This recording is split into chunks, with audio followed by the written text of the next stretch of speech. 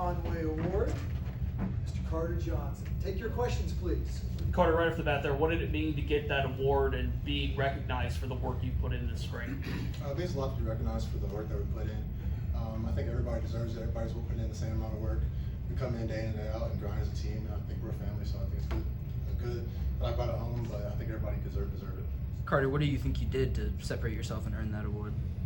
I think I struggled last fall, which maybe microscoped it a little more.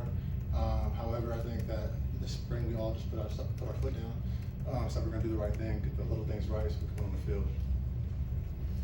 Karter, go ahead. How do you expect your role to kind of look this season, within that offense? I expect it to be a pretty decent role. I expect to do everything they ask of me, whether they be blocking or taking care of the ball. However, I'm ready to do whatever they ask. Carter, how's this offense different now that you played a whole spring season? What's different about this offense compared to how it was ran last year? I think it has an identity now. We know what we want to do.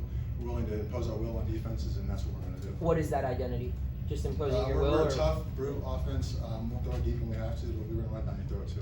Carter, when it comes to the quarterback room, we get to see a lot of looks today, a lot of different players, a lot of different styles of quarterback play. I mean, when it comes down to the room, we talked about with Coach Ignetti about how far along that room has come this spring. In your eyes today, do you feel like everything was executed the way that you wanted it to be, and what's your overall assessment of how the quarterbacks handled everything? I think the quarterbacks have been great all spring leading us as our offense. I think that they're all stand out. I think Ty today really put on a show. Being a young guy that just got here, I think he's really impressing a lot. Obviously, Phil's a great guy. Christian, I love those guys. That really came in, really stepped up. Not to mention Nate, who's been here. He's really been an older guy, leader for the quarterback room. I think that they've led us to a great spring, and they'll continue to lead us in the fall. Knowing that Gavin has been not around, lack of a better phrase there, over the last couple of weeks, I mean, how has that led you to step up, and what has he been able to do to help you off the field? He's a great teammate. So being off the field, he knows that he can help us with like looks and stuff like that, helping us with footwork and stuff like that. He can just be basically a coach as a player. So it's been good. I've gotten a lot of reps since then, so it's been good to work with that.